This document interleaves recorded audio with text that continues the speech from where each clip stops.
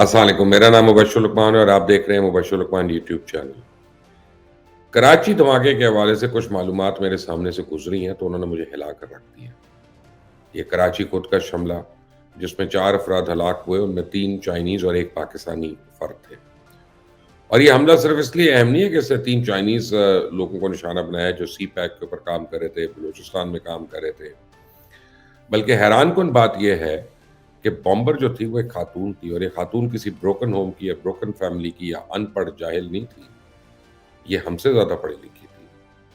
اور کیا کہتے ہیں، ان کا بہت مکمل علمی اور خاندانی پس منظر ہے۔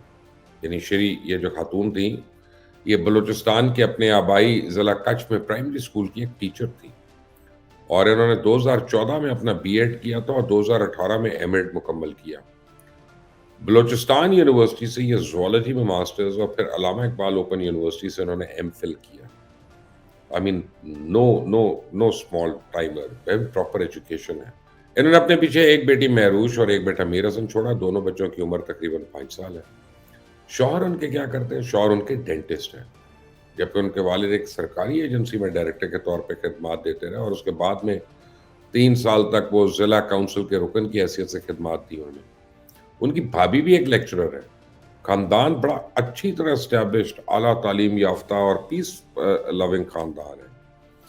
ان کے ماموں میں سے ایک تو آتھر ہے، مصنف ہے، سابق پروفیسر اور ہیومن رائٹس ورکر ہے۔ اور شری بلوچ نے بم دھماکے سے 10 گھنٹے پہلے اپنے جانے کی ایک ٹویٹ کی۔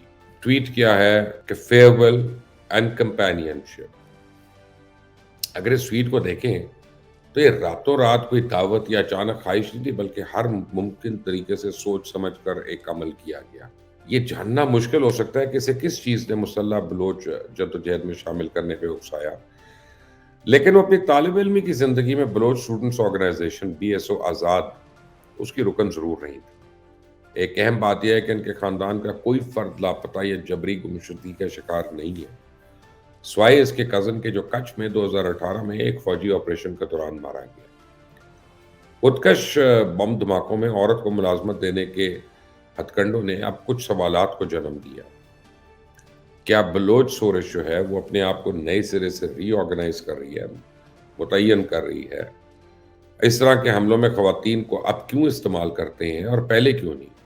کیا ان خواتین کی برین واشنگ کی جاتی رہی ہے یا زبردستی کی گئی؟ ان سوالوں کے جواب تو ابھی تک نہیں مجھے ملے، لیکن یقینی بات یہ ہے کہ جو لوگ ملک کی ترقی کرتا ہوا نہیں دیکھ سکتے، وہ اپنے مذموم عزائم کی تکمیل کے لیے کسی کو یا ہر کسی کو استعمال کرنے کے لیے ایک نئی پستی پہ ضرور گر چکے ہیں۔ میں آپ کو بتاؤں کہ ایک طرف دشمن اتنی جانفشانی سے کام کر رہا ہے اور دوسری طرف ہم اپنے آپ کو تباہ کرنے پہ تلے ہوئے ہیں۔ ظلم دیکھیں، ان حالات میں کبھی فوج کے خلاف مہم چل رہی ہے، کبھی عدلیہ کے خلاف باتیں کی جا رہی ہیں۔ حکومتی مشینری آپس کی لڑائی میں مفلوج پڑی ہوئی ہے، صدر وزیر اعظم کی نہیں مان رہے، گورنر وزیر اعلیٰ کی نہیں مان رہے، ایک نفسا نفسی کا عالم ہے، اور دشمن گھات لگا کر مسلسل حملے کر رہا ہے۔ اب سوال یہ پیدا ہوتا ہے کہ بظاہر اس ملک میں سب سے بڑا بحران کیا ہے؟ تو یقیناً سیاسی بحران ہے، پولیٹیکل بحران ہے۔ عمران خان سے کرسی چھین لی گئی اور وہ کہہ رہے ہیں کہ مجھے کرسی دو۔ انہیں کہا جاتا ہے کہ بھائی کرسی کے لیے بندے پورے کر تو جواب دیتے ہیں کہ وہ بھی تم پورے کر کے دو مجھے۔ یہ عجیب بدماشی ہے کہ ایک سسٹم ہے، اسمبلی میں جاؤ، عدم اعتماد کرو یا اعتماد کا ووٹ لو اور الیکٹ ہو جاؤ، لیکن یہاں پوچھا جا رہا ہے کہ تم نیوٹرل کیوں ہوئے ہو؟ ان اراکین اسمبلی کے بازو مروڑ کے، اتحادیوں کو گھسیٹ کے تم ہمارے ساتھ کیوں نہیں رکھتے؟ وہ کہتے ہیں ہم نے 3 سال کر کے تمہیں لا کر دیکھ لیا، تمہیں لاڈ پیار بھی کر لیا، تم نے سب کچھ اپنی ضد، اپنی نفرت، اپنی انا کی وجہ سے تباہ کر دیا، ملک گھٹنوں پر آ چکا ہے، اب اسے کیا غرق کر کے تم نے دم لینا ہے؟ خالد صاحب کہتے ہیں کہ الیکشن کراؤ ورنہ میرے 3.5 سال کی محنت برباد ہو جائے گی۔ اوورسیز پاکستانیز کا ووٹ مجھے ہر صورت چاہیے، الیکٹرانک ووٹنگ مشینز بھی استعمال کرو اور انتخابی اصلاحات بھی وہ چلاؤ اور وہ ہو جو میں نے کسی بھی سیاسی پارٹی سے رضامندی کے بغیر یک طرفہ فیصلے کر کے کیے تھے۔ اب جو حرکتیں عمران خان کر رہے ہیں اس وقت لگتا ہے عمران خان کا جمہوریت سے یقین اٹھ گیا۔ وہ کس کو پیغام دے کر کیا کرنا چاہ رہے ہیں؟ وہ کس کو کہہ رہے ہیں کہ اپنی غلطی سدھارو، جلد الیکشن کمیشن کو سدھارو اور الیکشن جلدی کرواؤ؟ کیا ہمارے آئین میں الیکشن کا طریقہ کار نہیں ہے؟ وہ کسی اپنی مرضی کے معاملات طے کرنے کے لیے مداخلت پہ مجبور کر رہے ہیں. چلو 172 بندے تو پورے کرو اور بن جاؤ وزیر اعظم. نہیں، عدالت کیوں کھولی؟ جی نہیں، امپائر نیوٹرل کیوں ہوا؟ نہیں جی، سازش ہے، مداخلت نہیں ہے. پہلے دشمنوں کی کمی نہیں، اپنے فائدے کے لیے آزادی کے جھوٹے اور کھوکھلے نعرے لگا کر فائدے اٹھانے کی کوشش کر رہا ہے اب یہ بندہ. کیا اسے کہتے ہیں محب الوطنی؟ ملک میں انتشار پھیلانا کون سی نیکی ہے؟ جمہوری طریقے سے تم بھی تبدیلی لے آؤ. سیاسی عدم استحکام اور پاکستان کی سلامتی کے ذمہ داروں کو نشانہ بنانے کی کیا ضرورت پڑ گئی اب تمہیں؟ اب میں بتاؤں، جس ملک کی فوج نہیں ہوتی اس ملک میں فوج ضرور ہوتی ہے، لیکن کسی اور پھر ملک کی ہوتی ہے. غلطیاں تو ہو سکتی ہیں، لیکن عوام میں ان کے لیے نفرت پیدا کرنا یہ انتہائی تباہ کن ہے. آج ہم لوگوں کو یہ فیصلہ کرنا ہے کہ حکومت جس کی مرضی ہو، ہم نے 2-3 چیزیں اپنے ملک میں ان کو کنٹینیو رکھنا ہے. ہم نے اپنی سیکیورٹی کی صورتحال کو ہر حال میں منظم رکھنا ہے اور اس کے اوپر جتنی بھی ایکسرسائزز ہوں اس کو کنٹینیو کرنا ہے. ہم نے اپنی اکنامک اور فائنینشیل کنڈیشن جو ہے اس کے لیے نہ صرف مثبت بلکہ دیرپا قسم کے ہم نے پلانز بنانے اور پالیسیز بنانی اور ان پہ عمل درآمد کرنے.